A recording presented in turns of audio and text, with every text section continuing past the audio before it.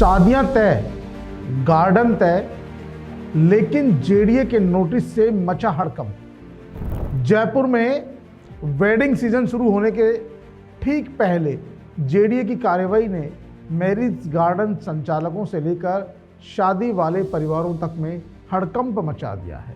JDA ने शहर के करीब 90 विवाह स्थलों को नोटिस जारी किए हैं। आरोप है कि गैर व्यावसायिक भूमि पर संचालन, बिल्डिंग बायलॉज का उल्लंघन और अनिवार्य 40% पार्किंग का अभाव। मामला इसलिए भी गंभीर है क्योंकि कई मैरिज गार्डन पहले से ही बुक है और परिवारों ने शादी की तैयारियां कर रखी है, लाखों रुपए खर्च कर दी है। देखिए हमारी सीधी बात में खास रिपोर्ट। जमीन का कमर्शियल कन्वर्जन नहीं होना, बिल्डिंग बायलॉज का उल्लंघन, कुल जमीन का 40% अनिवार्य हिस्सा पार्किंग के लिए आरक्षित नहीं होना, रिहायशी क्षेत्रों में नियमों के विपरीत मैरिज गार्डनों का संचालन। जयपुर में शहनाइयों का सीजन दस्तक दे चुका है। कार्ड छप चुके हैं, तारीखें भी तय हो चुकी है और ज़्यादातर बड़े मैरिज गार्डनों में महीनों पहले ही बुक हो चुकी है। लेकिन अब ऐन वक्त पर जेडीए ने नोटिसों ने शादी करने वाले परिवारों की चिंता बढ़ा दी है।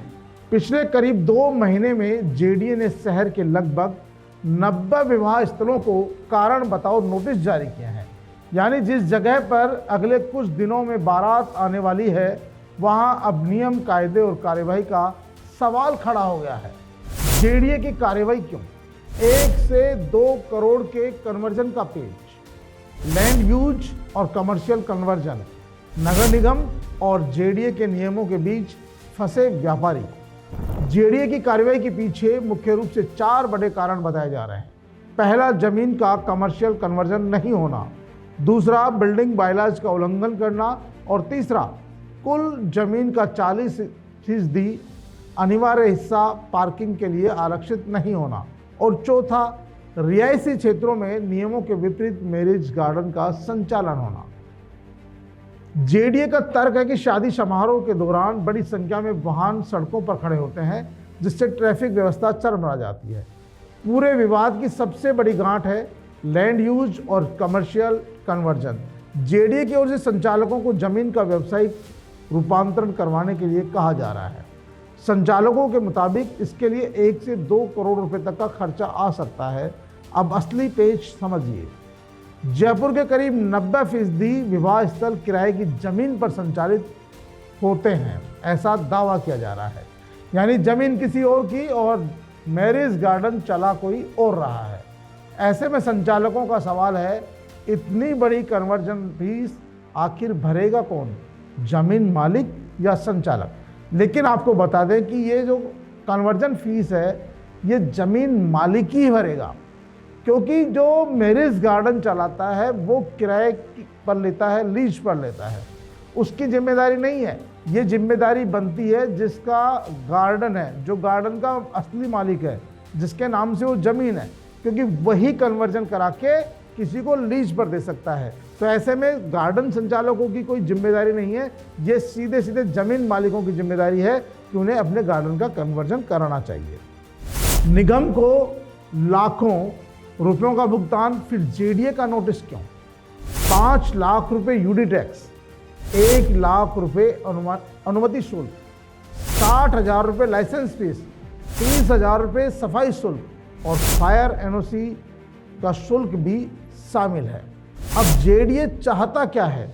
मैरिज गार्डन संचालक अब नगर निगम और जेडीए के नियमों के बीच फंसने की बात कह रहे हैं।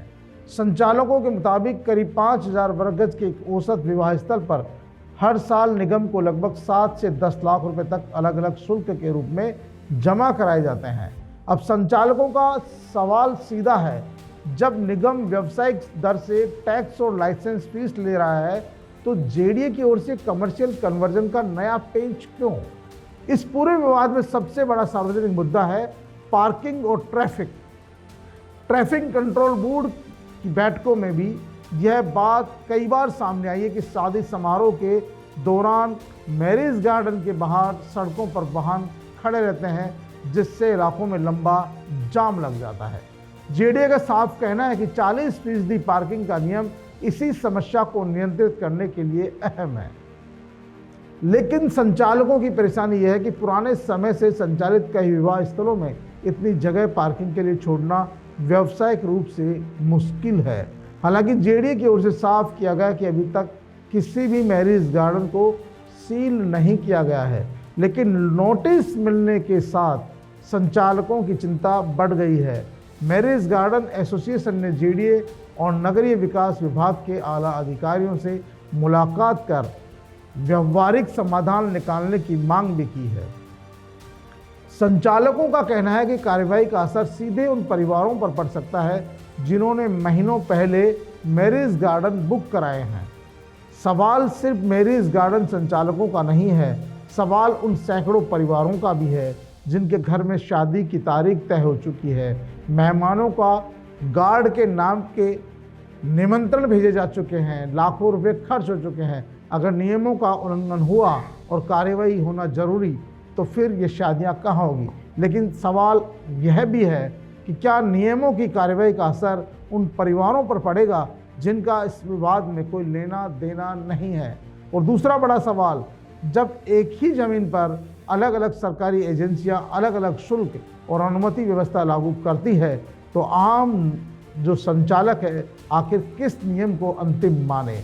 सबसे बड़ी बात यह है, सबसे बड़ा सवाल यह है कि जो लोग इन गार्डनों में शादियां बुक कर चुके हैं, जिन लोगों ने उन शादियों के गार्डनों के नाम पे कार्ड छपवा लिए हैं, अपने हलवाई कैटरिंग के लोग बुक कर लिए हैं, लड़के वाला हो या लड़की वाला, उन्होंने तमाम रिश्तेदारों को उस गार्डन का एड्रेस दे दिया है।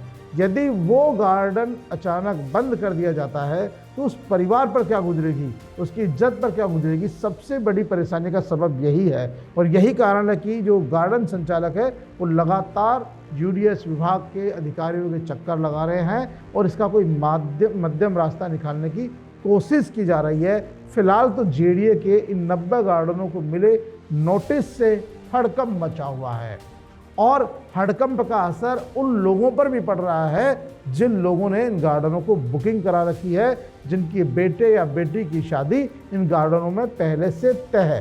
तो जेडीए को चाहिए या सरकार को चाहिए कि इसका कोई मध्यम रास्ता निकाले, बीच का रास्ता निकाले, जिससे किसी को परेशानी भी नहीं हो और शादी विवाह भी टाइम पे हो जाए और संचालकों को भी परेशानी का सामना नहीं करना पड़े। तो पीके टाइम्स के खास कार्यक्रम सीधी बात में आज के लिए इतना ही। फिर हाजिर होंगे किसी नए मुद्दे के साथ, तब तक के लिए नमस्कार।